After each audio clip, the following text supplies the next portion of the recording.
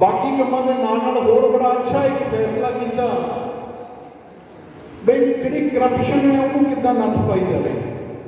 फर्द लैण जाते सी बजुर्ग, पटवारी ने कभी मरले वधा देने तो कभी घटा देने, कभी इंतकाल हो जाना तो कभी रह जाना, लाइसेंस कभी 5000 च बनना तो कभी 2000 च, किसी ने कोर्ट मैरिज रजिस्टर कराने के किन्ने पैसे देने, किसी ने किन्ने। वो कहते सारिया चीज़ों का फाहा वड्डो।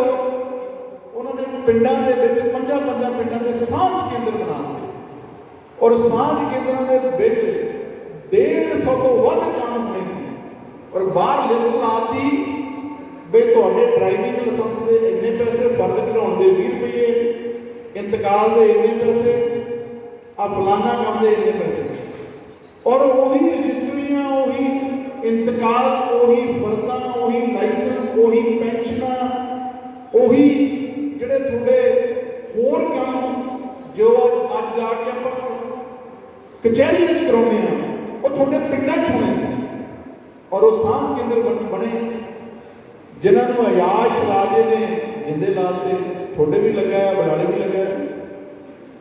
हुण बड़ा वधिया काम चलता सी और सब तो वड्डी गल जो अज कभी किसी को कही जाना भी आप यार चलीए फलानी जगह, कहते नहीं हुण ना थोड़ा सियाणे हो गए। पर 90 साल की उम्र होने के बावजूद पिंडों के बोड़ा थले बह के, खुले खेतों के टेंट ला के, महल्लियां जाके संगत दर्शन करके लोगों को लैन बना के पूछना कि दसो कितनी ग्रांट चाहिए, दसो की तुहाडा काम है। ये देख लो पूरे इंडिया च निगाह मार के, जे किसी सूबे संगत दर्शन होंदे सी तो सिर्फ एको एक पंजाब, और जे कोई मुख्यमंत्री करता सी तो सिर्फ सरदार प्रकाश सिंह बादल। और जो कभी किसी को कोई तकलीफ होती सी तो आप देखते होंगे सी टीवी के वे लोगों ने इकट्ठे होकर जाना भी बादल साहब को अज पूछने जाना है। जिदा अज पंजाब के आंगनवाड़ी वर्कर, पंजाब के टीचर, पंजाब के किसान, पंजाब के इन्हों के कांग्रेस के MLA चाहते भी असं मुख्यमंत्री को मिल लीए ना, वो मिलता नहीं। पर जो अकाली दल का राज से तो सरदार प्रकाश सिंह बादल कोठी के बाहर गेट के बाहर कुर्सी ढा के बहते सी भी दसो कि गल करनी है, और जिन्होंने जाना होंगे वो लेट होंगे सी, पर बापू बादल पहला बैठा होंगे उसी राज। और कांग्रेसी भी लैन बना के खड़े होंगे सी भी असी अकाली दल ज्वाइन करना। फिर उस बाद की होया, कांग्रेस है शातिर जमात है, 70 साल देश के राज किया, 50-55 साल तक पता ही नहीं लगा लोगों ने वोटा किहनूं पाई है। असीं 50 साल और 70 साल राज करने वाले दे किते ना किते शैतानी दिमाग होंदे हैं। कहते पंजाब चों राज किदां ले गए। फिर वो कहते बई आपां किहड़ा काम करिए, फिर लोगों के दिमागां दे नाल खेलना शुरू किया। दिमाग नाल खेलण लई आ जिहड़ा हुण दोबारा आया उही यूपी तो पहला लैंदा, उन्हें आन के की देखा, वो कहता भी चाहे कोई मजदूर है, चाहे कोई किसान है, हर किसी सिर कर्जा है, चाहे 5000 का, चाहे 5 लाख का, चाहे 50 लाख का। वो कहता कर्जा है बई, एक तो कहता ये वादा कर दो कर्जा माफ करांगे, वो लिख लिया। दूजा वो कहता भी जिहड़े परिवारों के मैंबर आ वो मां पे इस गल तो बड़े परेशान है भी साडे न्याणे वेले फिरदे आ। वो कहते इन्होंने ये वादा करो भी हर घर नौकरी देवांगे, भी फिर मां पे नहीं खुश हो जाना। वो नहीं वो वादा भी लिख लिया भी हर घर नौकरी देवांगे। फिर तीजा वो कहता ये कर लो भी जिन्ना चिर नौकरी नहीं मिलती 2500 रुपया घर बैठा को भत्ता देवांगे, वो भी लिख लिया। चौथा फिर वो कहता एक होर लिखो, गल करो भी जिहड़े नौजवान है, सोशल मीडिया का जमाना है, चिट्ठियां टैलीफोन दूजे खत्म हो गए, व्हाट्सएप फेसबुक ट्विटर इंस्टाग्राम का जमाना है, भी क्यों ना इन्होंने ये वादा करिए भी तुहानूं स्मार्टफोन दे देने हैं, वो भी वादा कर लिया। फिर वो कहता भी एक होर करिए भी लोग बड़े खुश हैं भी बादल साहब 5000 से 15000 सेकंड स्कीम देंगे, भी इन्होंने 51000 करो, वो भी वादा कर लिया। फिर वो कहता पेंशन 500 दिंदे आ, करो वादा 2500 देवांगे, ये भी कर लिया। वो सारा कुछ करने तो बाद फिर उन्होंने मन के विच एक गल सी बई वादे भी ठीक आ, लोगों की नबज भी टटोल ली, बई हुण लोगों तक किद्दां पहुंचाइए। बई मुख्यमंत्री का अयाश बंदा है, पाकिस्तानियों नाल यारी है, महलों चों निकलदा नहीं, बई किद्दां इहदा जिहड़ा हैगा लोगों तक इहदा विश्वास पाइए। फिर विश्वास, तुहानूं पता शातिर दिमाग है कांग्रेस जमात का, फिर एको ही गल तो कहते पंजाबी सिर झुकाउंदे आ धर्म के नाम पर। दस गए धनजी साहब, फिर दमदमा साहब की धरती के उत्ते सौं खाई पवित्र गुटका साहब हाथ फड़ के, फिर राजे ने खा ली सौ, लिखता कंधा के उत्ते कॉफी विद कैप्टन घर घर नौकरी चाहता है पंजाब कैप्टन का राज। वो जो लोग वोट पाउण गए, खैर तुसीं फ्लोर वाले नकोदर वाले तो नहीं उस गल जाए क्योंकि आप तो जिते हाँ, पर बाकी वो जी गल सी वो घर कर गई लोगों के, तो होया कि सरकार कांग्रेस की बन गई। हुण कांग्रेस की सरकार बन गई, 4.5 साल लंघ गए, 4.5 साल, और 4.5 सालों के राज के विच आखिरी बजट, क्योंकि सारे जानते हैं बई मार्च के विच फरवरी मार्च बजट पेश होता है जिहड़ा पूरा साल चलता है। चौथा बजट सरकार ने पेश करता। आ मैं बजट कोल लेके आया जिहड़ा इन्होंने पेश किया पिछले दिन। इस बजट के विच जिन्होंने चाहिए होगी कॉपी वो दे दूंगा। ਇਹਦੇ ਵਿੱਚ ਉਹਨਾਂ ਨੇ ਲਿਖਿਆ ਬਈ ਹੁਣ ਪੰਜਾਬ ਦੇ ਸਿਰਫ 2,73,000 ਕਰੋੜ ਦਾ ਕਰਜ਼ਾ ਹੈ।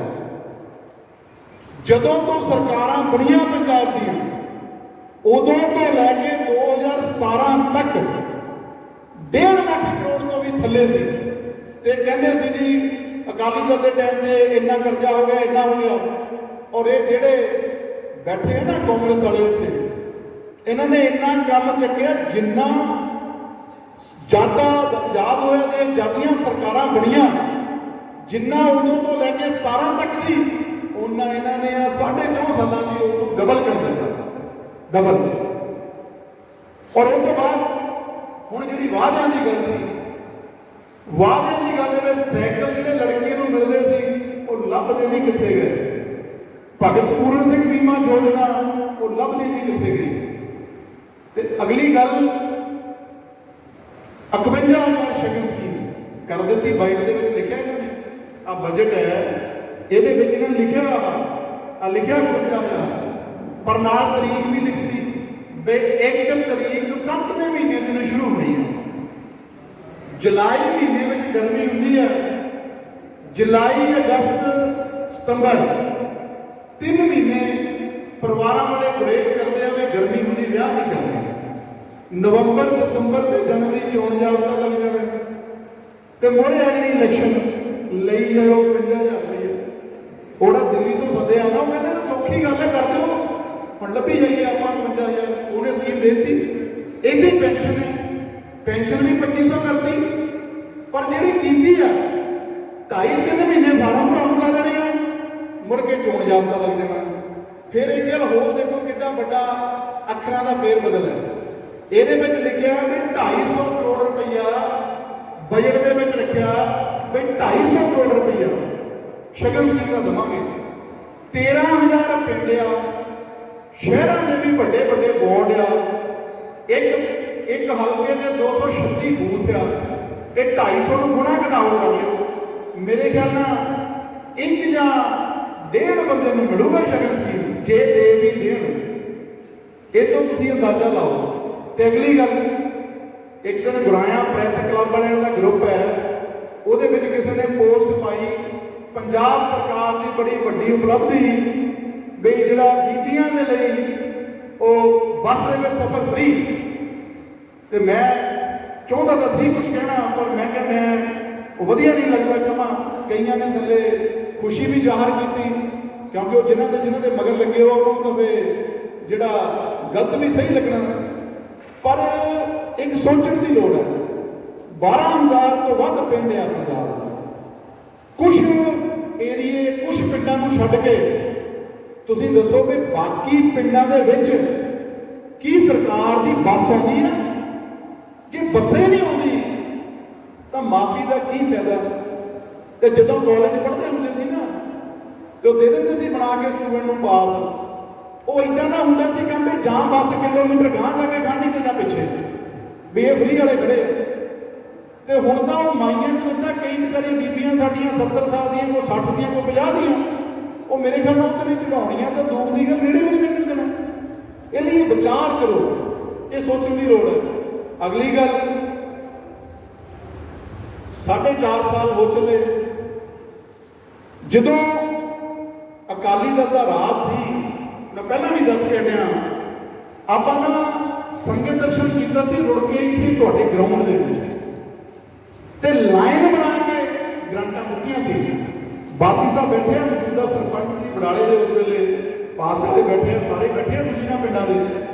ਔਰ ਜੋ ਤੁਸੀਂ ਪਿੰਡਾਂ ਵਾਲਿਆਂ ਨੇ ਕਿਹਾ ਬਈ ਆਹ ਰਾਹ ਇੱਥੋਂ ਇੱਥੇ ਤੱਕ ਬਣਨਾ, ਜਾਂ ਆਹ ਰਸਤਾ ਇੱਥੋਂ ਇੱਥੇ ਨਹੀਂ ਬਣਨਾ, ਜਾਂ ਆਹ ਨਾਲੀ ਇੱਥੋਂ ਇੱਥੇ ਨਹੀਂ ਬਣਨੀ ਆ, ਉਹਦੇ ਉਹਨੇ ਪੈਸੇ ਦਿੱਤੇ ਔਰ ਚੈੱਕ ਤੁਹਾਡੇ ਪੰਚਾਇਤਾਂ ਦੇ ਖਾਤਿਆਂ ਦੇ ਵਿੱਚ ਦਿੱਤੇ ਔਰ ਤੁਹਾਡੀਆਂ ਪੰਚਾਇਤਾਂ ਨੂੰ ਮਿਲੇ।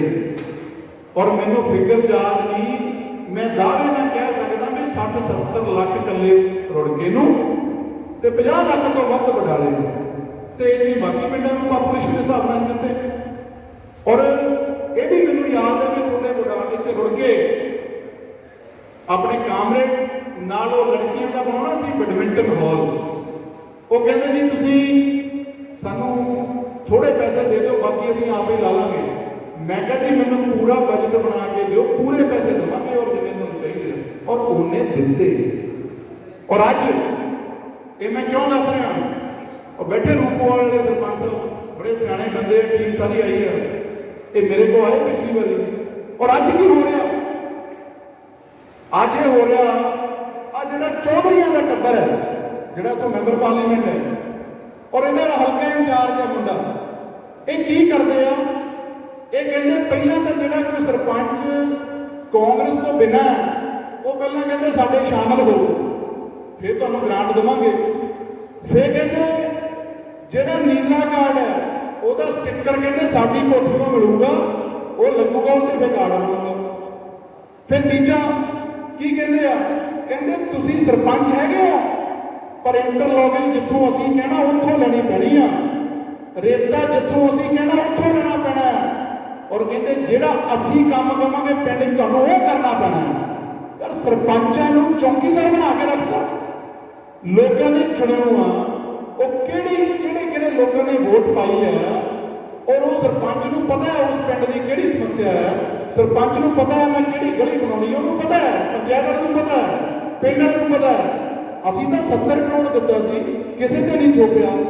ਸਰਪੰਚ ਤੁਹਾਡੇ ਰੁੜਕੇ ਕਲਾਂ ਦੇ ਵਿੱਚ ਕਾਮਰੇਡ ਰਹਿੰਦਾ ਸੀ, ਅਸੀਂ ਤੁਹਾਨੂੰ ਨਹੀਂ ਸੀ ਕਿਹਾ ਵੀ ਫਲਾਨਾ ਕੰਮ ਤੂੰ ਇੱਥੋਂ ਇੰਟਰਲੋਕਿੰਗ ਕਰਨੀ ਹੈ, ਇੱਥੋਂ ਆ ਲੈਣੀ ਹੈ, ਅਸੀਂ ਨਹੀਂ ਸੀ ਕਿਹਾ, ਕਿਉਂਕਿ ਅਸੀਂ ਇੰਟਰਲੋਕਿੰਗ ਦੇ ਵਿੱਚੋਂ 2-2 ਰੁਪਏ ਨਹੀਂ ਸੀ ਖਾਣੇ ਔਰ ਕਿਉਂਕਿ ਅਸੀਂ ਉਹ ਰੇਤੇ ਚੋਂ ਪੈਸੇ ਨਹੀਂ ਸੀ ਖਾਣੇ ਔਰ ਜਿਨ੍ਹਾਂ ਨੇ ਖਾਣੇ ਉਹ ਕਹਿੰਦੇ ਆ ਵੀ ਇੱਥੋਂ ਲਓ।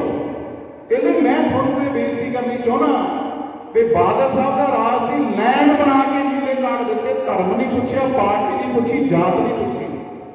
ਔਰ ਸਭ ਤੋਂ ਵੱਡੀ ਗੱਲ, ਔਰ ਕਈ ਵਾਰੀ ਇਦਾਂ ਦੀਆਂ ਗੱਲਾਂ ਸੁਣਨ ਨੂੰ ਮਿਲਦੀਆਂ ਬਈ ਜੀ 1000 ਤੋਂ 2000 ਰੁਪਏ ਸਟਿੱਕਰ ਦੀ ਫੀਸ ਹੈ ਜਿਹਨੇ ਨੀਲਾ ਕਾਰਡ ਬਣਾਉਣਾ।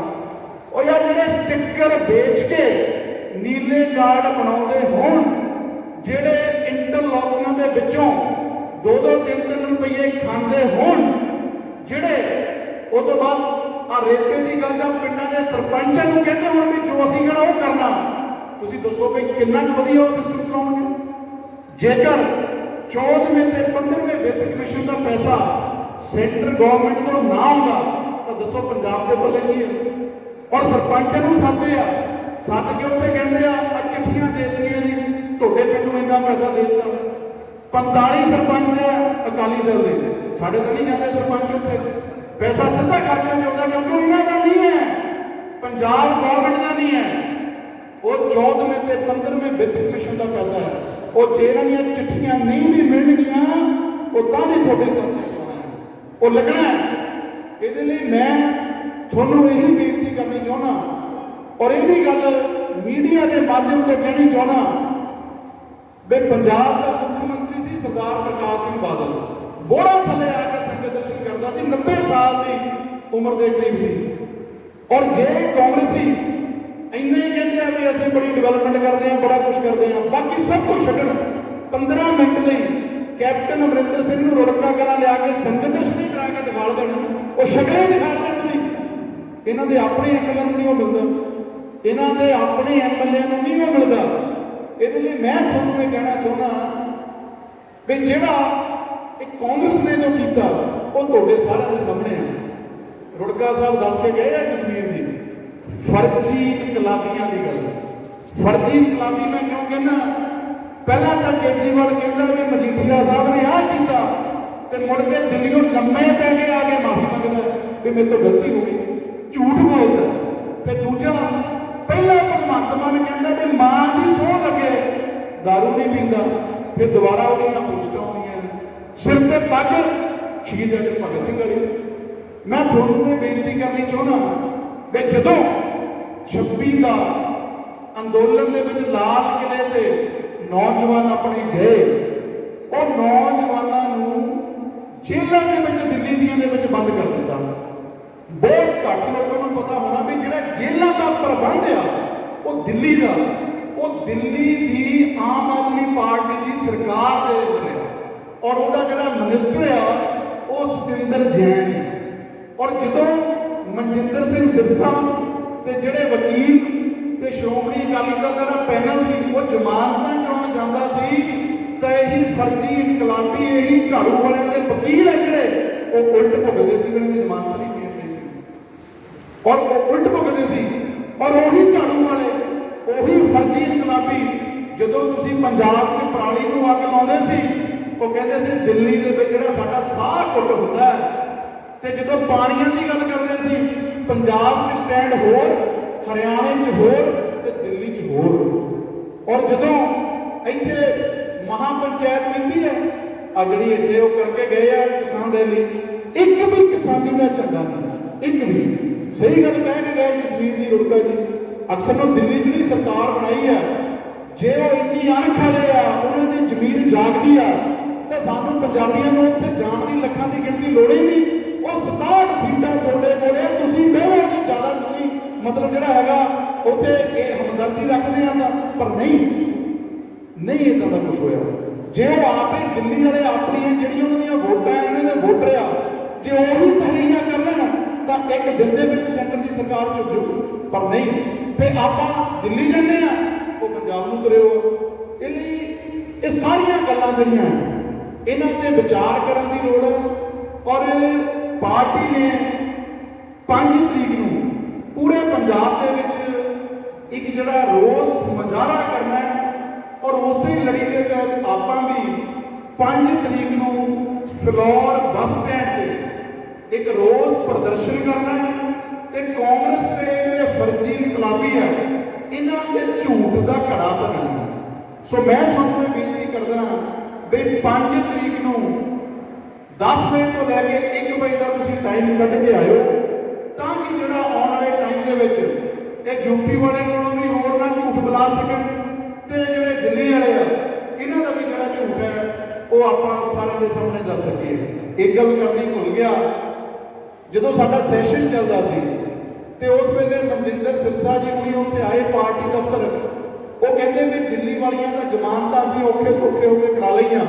ਉਹ ਜਦੋਂ ਲੜਕੀ ਨੌਦੀਪ ਦੀ ਜ਼ਮਾਨਤ ਕਰਾਈ ਉਹ ਹਰਿਆਣੇ ਜੇਲ੍ਹ ਸੀ, ਕਿਉਂਕਿ ਲਾਲ ਕਿਲੇ ਨੂੰ ਦਿੱਲੀ ਦਾ ਜਿਹੜਾ ਉਹ ਰੇਂਜ ਲੱਗਦੀ ਹੈ, ਸਿੰਘੂ ਬਾਰਡਰ ਹਰਿਆਣੇ ਵਾਲੇ ਪਾਸੇ ਜਾਂਦਾ। ਉਹ ਕਹਿੰਦੇ ਵੀ ਜਿਹੜੇ ਹਰਿਆਣੇ ਜੇਲ੍ਹਾਂ 'ਚ ਨੌਜਵਾਨ ਆ ਉਹਨਾਂ ਤੇ ਤਸ਼ੱਦਦ ਬੜਾ ਹੁੰਦਾ।